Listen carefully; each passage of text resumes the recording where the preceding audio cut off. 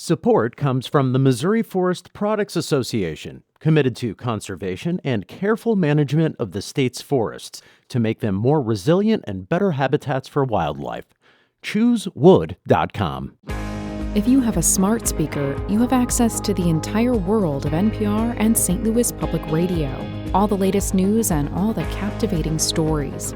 Activate our voices with yours by telling your smart speaker to play St. Louis Public Radio. From St. Louis Public Radio. This is St. Louis on the Air.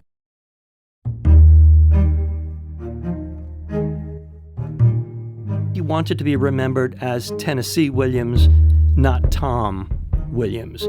Tom was associated with a landlocked Midwest. Our association with Williams as a writer of the Deep South, but also as a writer of pure lyricism, is in some ways mitigated by these St. Louis plays, which are socially aware and socially conscious. He deals with poverty, he deals with homelessness, he deals with addiction, he deals with men in prison. And his entire life was a struggle against being confined. And confinement, geographically and spiritually and sexually, were the things that Williams spent his life fighting against. I'm Sarah Fensky. Tennessee Williams' tortured relationship with St. Louis is well known. The man born Thomas Lanier Williams moved here at age 8. He hated it, and his unhappy years here inspired what's arguably his most beloved play, The Glass Menagerie. By the time it premiered on Broadway, he'd fled St. Louis, and he only returned under duress and in death. That brief recounting is accurate enough, but a new book argues that those bare details obscure the true impact of St. Louis on Williams' life and work. Henry Schvey is a professor of drama and comparative literature at Washington University. His new book is Blue Song, St. Louis in the Life and Work of Tennessee Williams. And he joins us today. So Henry Schvey, welcome. Thank you for having me, especially your first day back from vacation. It is very exciting, and I'm glad that they've brought me back with a topic that I am genuinely excited to talk about. I enjoyed this book so much. And this book reminded me that Tennessee Williams' hatred of St. Louis sometimes eclipses a critical fact, that he lived here longer than anywhere else. That began at age 8. What brought the Williams clan to St. Louis? I was just thinking when you were announcing the weather a moment ago that it was on a day just like this in mid-July that the Williams family, it was really only his mother, Edwina, and himself, traveled by train and got off at Union Station, very close to where we are now, and so started the kind of intense drama, some would call it a tragic drama, of Williams' life here. But that's how it started. Their father, Cornelius, had already moved here in advance to start up his job at International Shoe. And that's a big St. Louis shoe manufacturer. He was a salesman for them? He was in management, actually. He had been a traveling salesman, but he was a manager of a particular branch of the shoe company. And so it was a promotion for him. It was not a promotion in terms of their family life, because it meant that they left the kind of bucolic scene in Mississippi for a scene in which the family was all crowded together. And you make an argument in this book that part of why he hated St. Louis so much is this is really the first time that his dad was around all the time, and that was a real problem. That's absolutely pivotal in terms of understanding this kind of dynamic of the Williams clan. The tension, the anger had been diffused both by Cornelius's absence. He was a traveling salesman. Those of your listeners who know The Glass Menagerie know that he's characterized as a telephone man who fell in love with long distance. But in fact, in life, not in the theater, in life, he was very much a part of their lives during those St. Louis years. And that meant a very tense and disturbing reality, because he was very difficult to live with. He was an alcoholic. He was abusive. He was particularly abusive to Tom, but also to his wife, and he lived a kind of life that was in some ways outrageous. The most outrageous element really comes later, but he had his ear bitten off in a poker game. That just is the kind of flavor that he brought to the family. And I think it's easy to see, even though Streetcar Named Desire is not a St. Louis play, it's the quintessential New Orleans play, just as Glass Menagerie is the St. Louis play, but where Williams got some of the anger and the sense of toxic masculinity in his life. He got it from his father. I also wonder about just the crowded apartment, which is such a feature in both of those plays. This is something that after being in the countryside, having this comfortable home, they're now all squished together and just getting on each other's nerves. That's a very acute comment, and it's absolutely true. The move from this sort of rural environment where he and his sister were the sort of favored darling grandchildren of the rector, Walter Dakin, suddenly they were in a rooming house and in the Central West End. And so, yes, I think the proximity, the fact that they couldn't escape one another was a crucial factor. And I think, claustrophobia is often a very effective device in drama. But in this case, and certainly in Glass Menagerie and in Streetcar, the fact that the characters can't escape one another, that Blanche can't escape Stanley. Mm-hmm. There's just a curtain between their bedrooms. Or in Glass Menagerie, the audience can look at the opening stage directions for Glass Menagerie, and he calls it a sort of warty hive of inhabitants living there together on one another, almost this kind of, I don't know, it reminds me of a kind of insect life. It's certainly tenement life. That was somewhat different from the way that the Williamses experienced it. But nonetheless, that was the artistic milieu he was creating. And not just that his father was this sort of violent, as you say, toxic masculine presence. His mother was also a real character, of course, the model for Amanda in the Glass Menagerie. But part of her character that I hadn't really thought about until this great quote that you found from a friend of Tennessee's. This was from his memoir, the poet William J. Smith. He said that Tennessee Williams' mother, quote, never stopped talking. I had to think about what that would be like to be in close quarters to someone like that. It seems like it would just drive a person crazy. Absolutely. I think that his mother was, if you like, even more toxic than his father. In some ways, at least he could escape his father through writing, through work.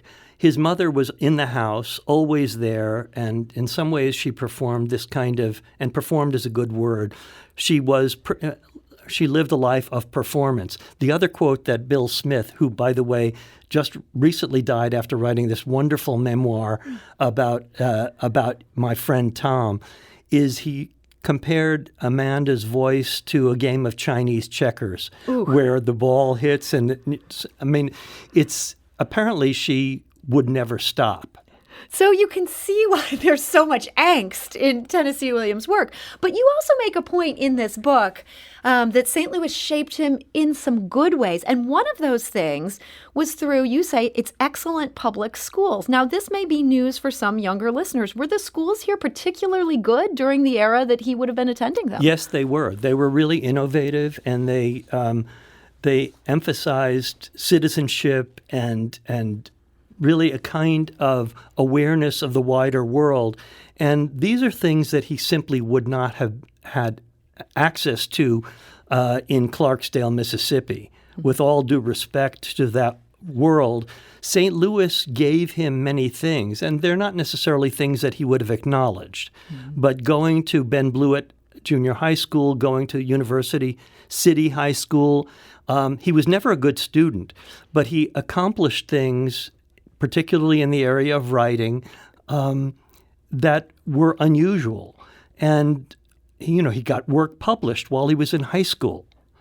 So all of these things expanded his horizons. And then when he got to Washington University, eventually things went even further. But the time in St. Louis, including University of Missouri, Columbia, were steps forward for him, things that he would never have accomplished had he remained in the Deep South.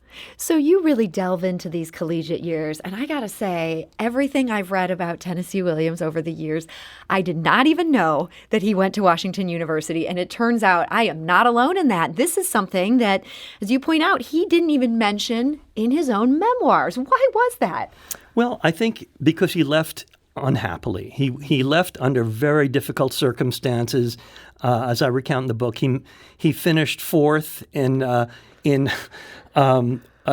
playwriting competition, and in fact received honorable mention. He was then 26 years old, had written several produced plays, and he was using that prize, or the prospect of the prize, to really establish himself at home and vindicate his going back to school at 26, and argue to his father, really, that he wasn't simply a waste of space.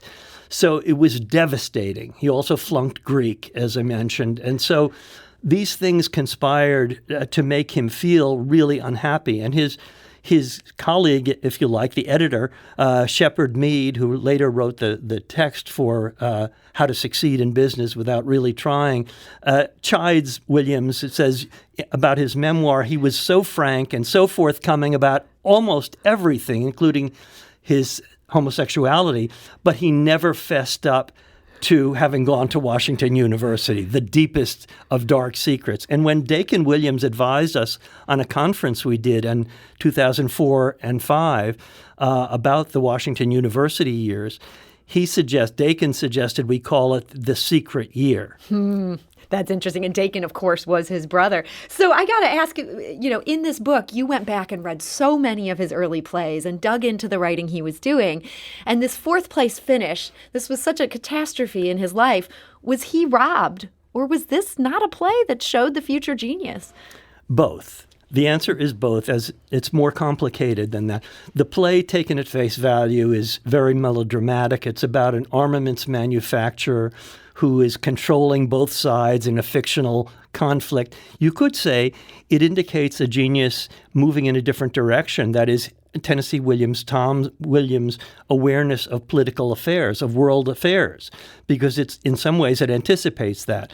But the play is melodramatic, and apparently the students in the class laughed at it or used the time to prepare their homework for the next class.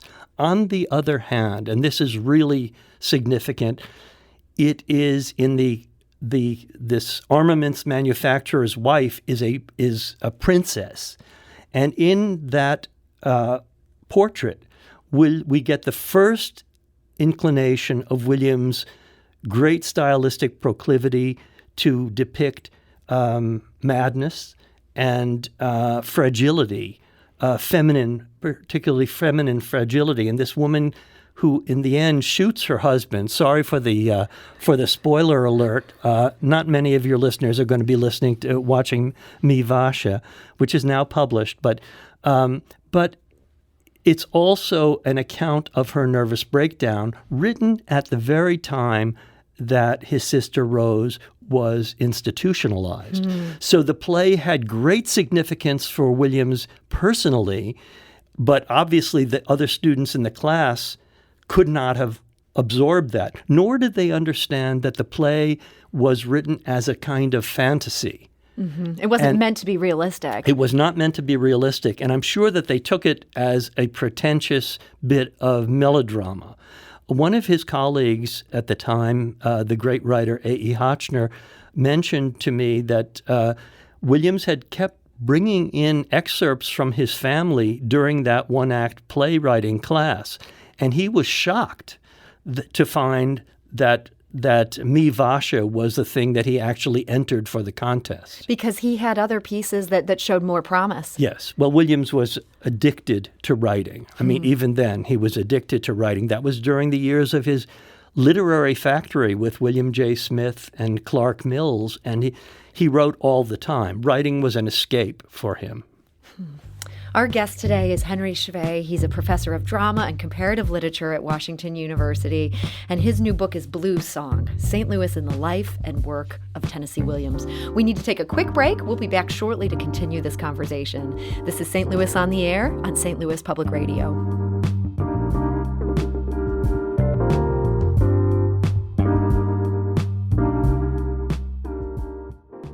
Support comes from the Missouri Forest Products Association. Missouri produces wood pallets, railroad ties, white oak barrels, hardwood floors, and more. Details on the variety of products made in the state are at choosewood.com.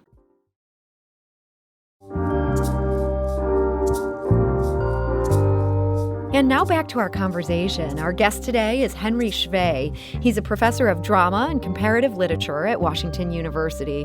And his new book, which I really enjoyed reading and I'm definitely enjoying talking about, is Blues Song, St. Louis in the Life and Work of Tennessee Williams. So, Henry, we were talking a bit about his time at Wash U and then the University of Missouri, Columbia.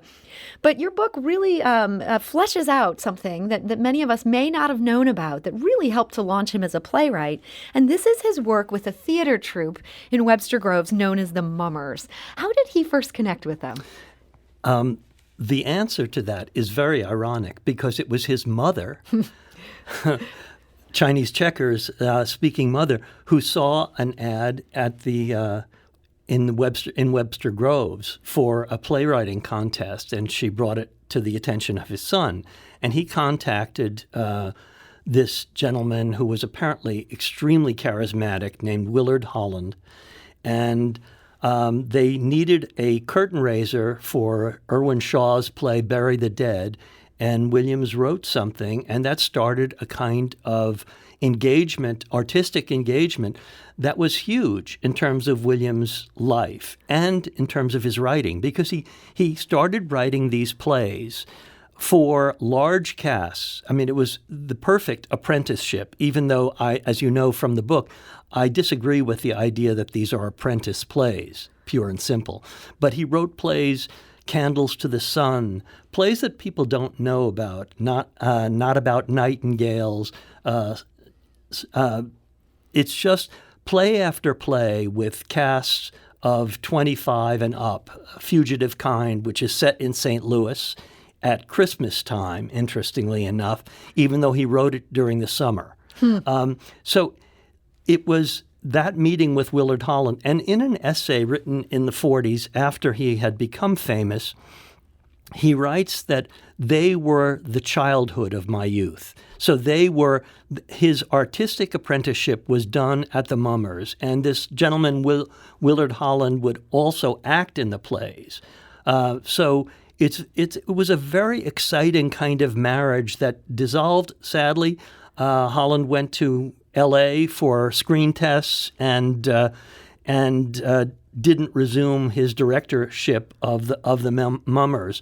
But they performed at the Wednesday Club in the Central West End, not the current location of the Wednesday Club, in a rented space. And in fact, there's going to be a discussion of the Mummers in August next month with the St. Louis Festival, including myself and Tom Mitchell, who has written on this period as well. And so they're finally getting some credit for the role they played in shaping his work and launching him really as a playwright. Absolutely, and launching it in a way that's different than people expect, because one of the things that I think that the book points out is that our association with Williams as a writer of the Deep South, but also as a writer of pure lyricism, is in some ways mitigated by these St. Louis plays, which are socially aware and socially conscious.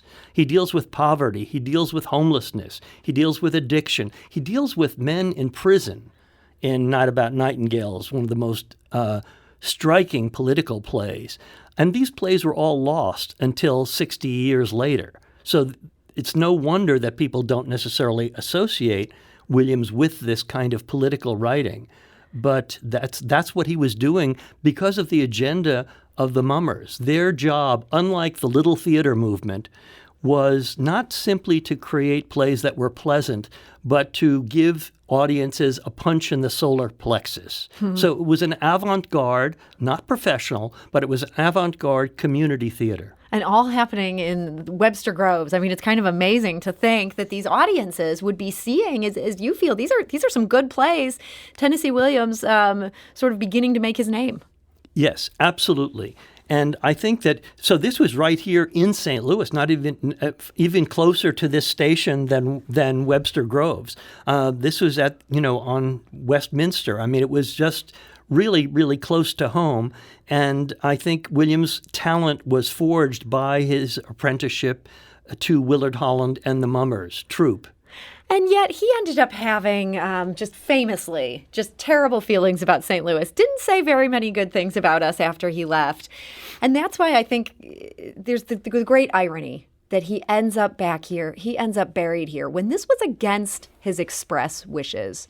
Why was it that he ended up back in St. Louis in death when this is something he desperately wanted to avoid? Well, Williams expressed a very fervent desire to be buried at sea and to have his ashes spread at the sea in the place closest to where his poetic inspiration, Hart Crane, committed suicide. And he had very particular notions about it. It was to be a fishing vessel. He wanted it to set sail from a certain place. And, of course, that place is Key West in particular is associated with Williams because he wanted to be remembered as Tennessee Williams, not Tom Williams. Tom was associated with a landlocked Midwest. He wanted that kind of freedom, and his entire life was a struggle against being confined. And confinement geographically and spiritually and sexually were the things that Williams spent his life fighting against in the form of his mother in particular. She was very puritanical and abhorred touch in any sense, not very maternal in that way.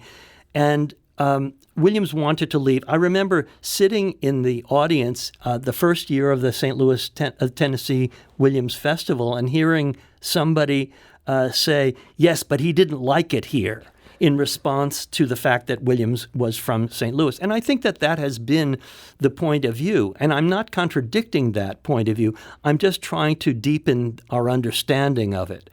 Because St. Louis was with him, just as our hometown, Cleveland, is with you, whether you like it or not, Sarah. Oh, and I do not like it. But yes, I mean, your point is taken. I can feel it in my bones. And so following his burial, Dakin, his brother, had the body sent back to St. Louis. According to Dakin, it was a choice of Waynesville, Ohio, another place you might be familiar with, a very small town.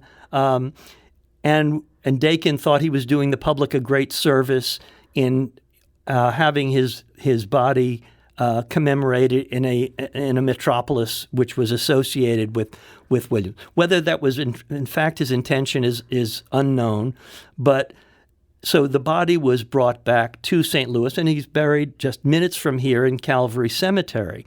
My point in the book is that this is far more apposite than it is simply ironic, which is how scholars have seen it for years and years. Isn't it terrible that this man was buried in St. Louis? It was the last place he wanted to be. True.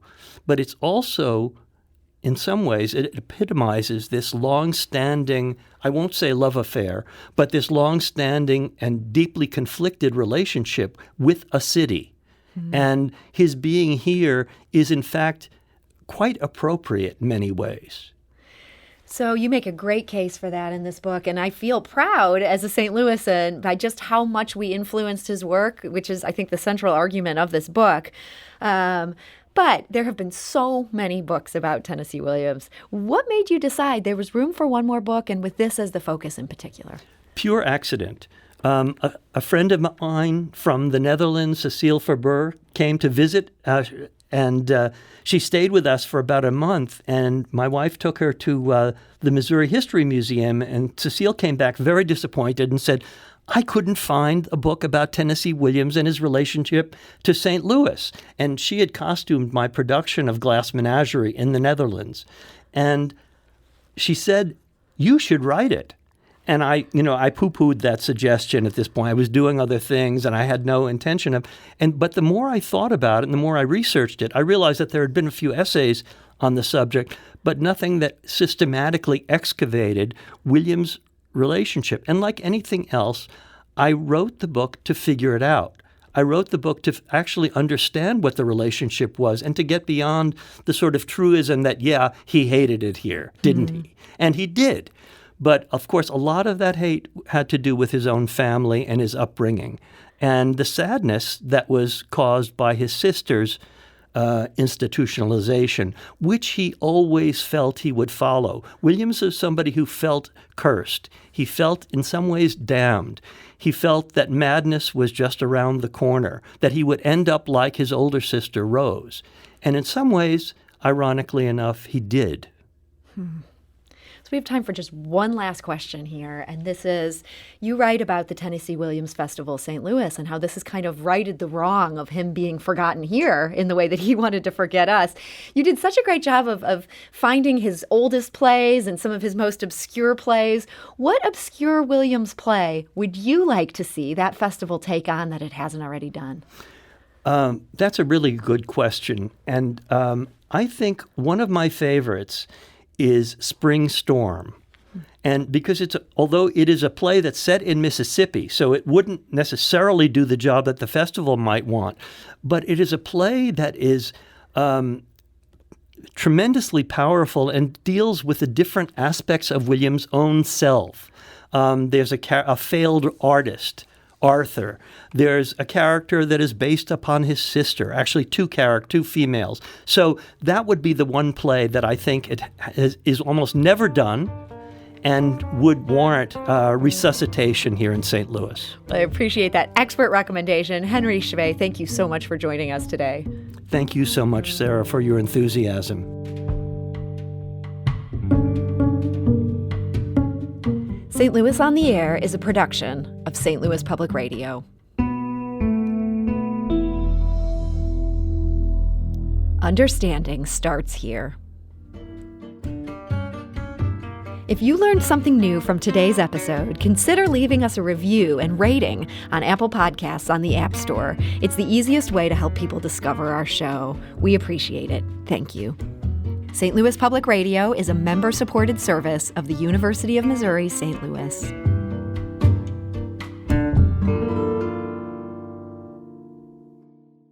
Support comes from the Missouri Forest Products Association, providing more than 41,000 jobs in the production of wood pallets, railroad ties, white oak barrels, hardwood floors, and more. Details at choosewood.com.